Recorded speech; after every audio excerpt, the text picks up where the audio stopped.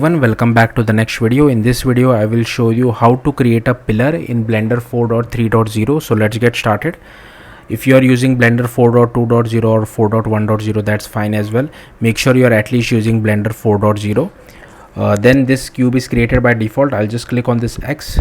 I have also enabled my screencast key, so whatever key, if I'm typing any shortcut, that should be available at the left bottom side. I'll just move this cube a little bit up. Then what I'll do is I'll just move it, like scale it on the Z axis, so as SZ. Just move it like this. Then I'll just move it at the top. Okay, I have just zoomed out a little. Again I'll click on X, this positive X. Then I'll just go to edit mode. I'll just select this face. I'll select this particular face, and we don't need to select this face. What we can do is we can take this loop cut, assign this loop cut, add this loop cut at the center, and just go to wireframe mode. Now I want to get rid of my loop cut, so I'll just click on this, and then I'll just select this particular part. Okay, this is not getting selected. Just click on face, select this particular part. Now we have to delete this. I'll just X faces, and the reason why I'm deleting it, I will apply mirror modifier to this part, the remaining part, and whatever changes we do at the bottom, it will be immediately applied at the top as well. So what I'll do is I'll go to our modifier, add modifier, type mirror, select Z, unselect X, enable clipping, then go to object mode.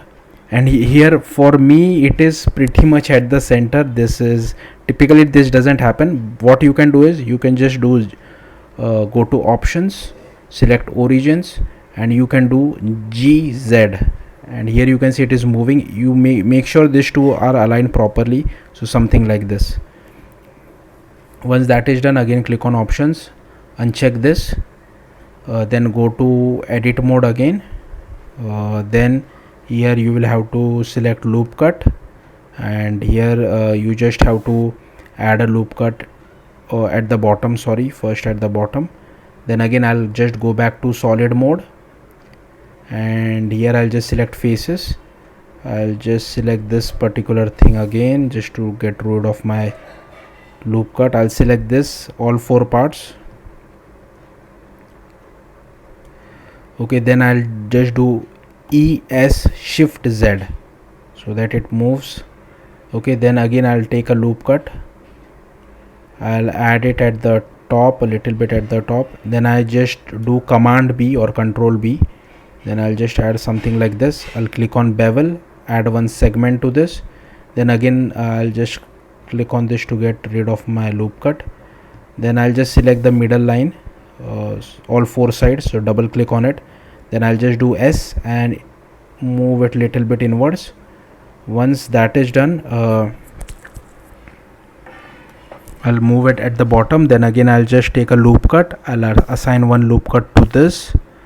Then again we just have to, I'll just assign loop cut a little bit more bottom. Then again I'll select this particular part, I'll select this one, I'll select this bottom part, not the one which we have been created by loop cut, but the extreme bottom. Again click S, move it little bit inwards, so something like this. Then again I'll move at the bottom, and again I'll take another loop cut, I'll assign it over here. Then all you have to do is just again click on this, click on faces, select all four faces,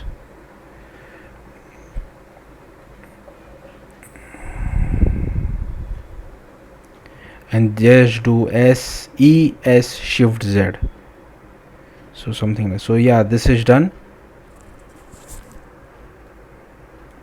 Here you can see. Now I will just go to object mode. So yeah, looks pretty nice.